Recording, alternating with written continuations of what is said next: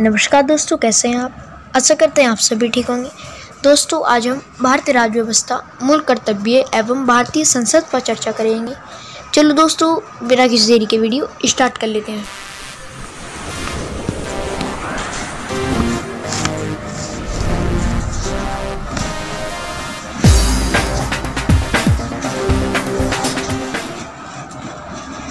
Question number first है हमारा,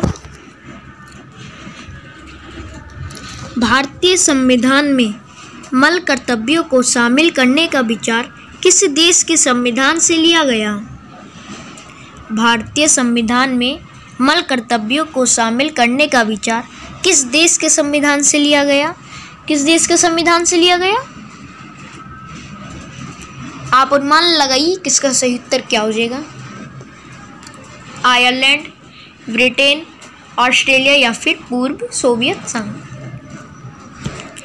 इस प्रश्न का उत्तर हो जाएगा पूर्व सोवियत संघ। क्या हो जाएगा इसका सही उत्तर? पूर्व सोवियत संघ। अगला प्रश्न ले लेते हैं, क्वेश्चन नंबर 2।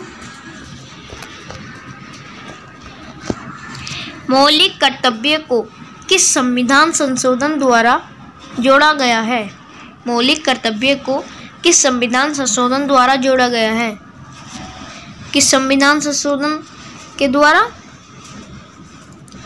आप अनुमान लगाइए किसका सही उत्तर क्या हो जाएगा। इस प्रश्न का उत्तर हो जाएगा 42वें। क्या हो जाएगा इसका सही उत्तर? 42वें संविधान संशोधन द्वारा जोड़ा गया है। अगला प्रश्न देख लेते हैं, क्वेश्चन नंबर 3। संविधान के किस भाग में मूल कर्तव्यों के अध्याय को जोड़ा गया है। संविधान किस भाग में? संविधान के किस भाग में मूल कर्तव्य के अध्याय को जोड़ा गया है? किस भाग में? तो वो जोड़ा गया है भाग 4 का ए। क्या हो जाएगा इसका सही उत्तर? भाग 4 का कै। क्या हो जाएगा? भाग 4 का कै। 4 का कै। अगला प्रश्न देख लेते हम, क्वेश्चन नंबर 4। संविधान के किस अनुच्छेद में मौलिक कर्तव्य की चर्चा की गई है। संविधान के किस अनुच्छेद में मौलिक कर्तव्यों की चर्चा की गई है। किस अनुच्छेद में? आप अनुमान लगाइए किसका सही उत्तर क्या हो जाएगा। यदि आपको इस प्रश्न का उत्तर पता है तो कमेंट बॉक्स में लिखना ना भूलें। इस प्रश्न का उत्तर हो जाएगा अनुच्छेद 51 का ए। क्या हो जाएगा इसका सही उत्तर? अनुच्छेद 51 का ए। अगला प्रश्न देख लेते हैं, क्वेश्चन नंबर 5। अगला प्रश्न देख लेते हैं, क्वेश्चन नंबर 5। संसद के दोनों सदनों के संयुक्त अधिवेशन की अध्यक्षता कौन करता है। संसद के दोनों सदनों के संयुक्त अधिवेशन की अध्यक्षता कौन करता है? कौन करता है? आप अनुमान लगाइए किसका सही उत्तर क्या हो जाएगा। इस प्रश्न का उत्तर हो जाएगा लोकसभा अध्यक्ष। क्या हो जाएगा इसका सही उत्तर? लोकसभा अध्यक्ष। लोकसभा अध्यक्ष इसका सही उत्तर हो जाएगा। ऑप्शन नंबर डी इसका सही करेक्ट हो जाएगा, लोकसभा अध्यक्ष। ऑप्शन नंबर डी इसका सही करेक्ट हो जाएगा। अगला प्रश्न देख लेते हैं, क्वेश्चन नंबर 6।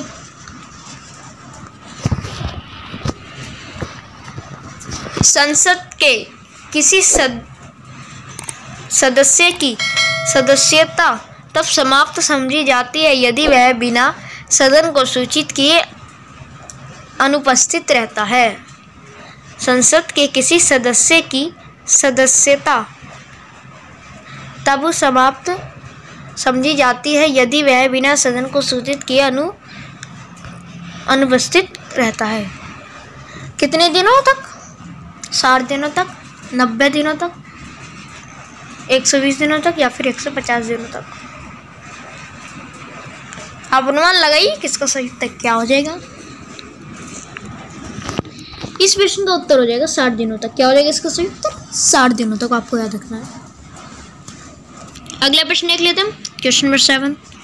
एक वर्ष में कम से कम कितनी बार संसद की बैठक होना आवश्यकता है। बहुत महत्वपूर्ण प्रश्न है, परीक्षा में पूछा चुका है। कितनी बार बैठक होनी चाहिए? एक वर्ष में कम से कम कितनी बार संसद की बैठक होनी आवश्यक है? 1 बार, 2 बार, 3 बार या फिर 4 बार। इस प्रश्न का उत्तर हो जाएगा 2 बार। क्या हो जाएगा इसका सही उत्तर? 2 बार। आपको याद रखना है, बहुत महत्वपूर्ण प्रश्न। 2 बार कम से कम संसद की बैठक होना आवश्यक है। अगला प्रश्न देख लेते हैं, क्वेश्चन नंबर 8। संविधान लागू होने के बाद सर्वप्रथम त्रिशंकु संसद का गठन कब हुआ? कब हुआ? संविधान लागू होने के बाद सर्वप्रथम त्रिशंकु संसद का गठन कब हुआ? कब हुआ गठन? आप अनुमान लगाइए किसका सही उत्तर क्या हो जाएगा। इस प्रश्न का उत्तर हो जाएगा ऑप्शन नंबर 20 का सही करेक्ट हो जाएगा। क्या हो जाएगा? ऑप्शन नंबर बी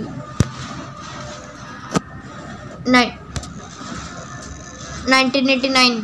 क्या हो जाएगा इसका सही उत्तर? 1989 इसका सही करेक्ट हो जाएगा।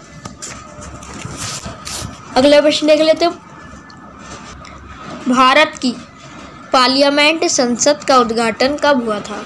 भारत की पार्लियामेंट संसद का उद्घाटन कब हुआ था? कब हुआ था भारत की पार्लियामेंट संसद का उद्घाटन? आप अनुमान लगाइए किसका सही उत्तर क्या हो जाएगा। इस प्रश्न का उत्तर हो जाएगा 1927 में। क्या हो जाएगा इसका सही उत्तर? 1927 में। आपको याद रखना है, भारत की पार्लियामेंट संसद का उद्घाटन हुआ था 1927 में। अगला प्रश्न देख लेते हैं, क्वेश्चन नंबर 10। भारतीय संसद के कितने सदन है? भारतीय संसद के कितने सदन है? कितने सदन है भारतीय संसद के? 1, 2, 3, 4। इस प्रश्न का उत्तर हो जाएगा 2 सदन। क्या हो जाएगा इसका सही उत्तर? 2 सदन। भारतीय संसद के कितने सदन है? तो वो 2 सदन है। आपको याद रखना है, बहुत महत्वपूर्ण प्रश्न है। अगला प्रश्न देख लेते हम, क्वेश्चन नंबर 11। संसद का स्थायी सदन है, संसद का स्थायी सदन है कि क्या है? लोकसभा, राज्यसभा, उपयुक्त दोनों या फिर इनमें से कोई नहीं। आप अनुमान लगाइए किसका सही उत्तर क्या हो जाएगा। इस प्रश्न का उत्तर हो जाएगा राज्यसभा। क्या हो जाएगा इसका सही उत्तर? राज्यसभा। संसद का स्थायी सदन है तो वह राज्यसभा है। आपको याद रखना है, ऑप्शन नंबर 20 का सही करेक्ट हो जाएगा। अगला प्रश्न देख लेते हैं, क्वेश्चन नंबर 12।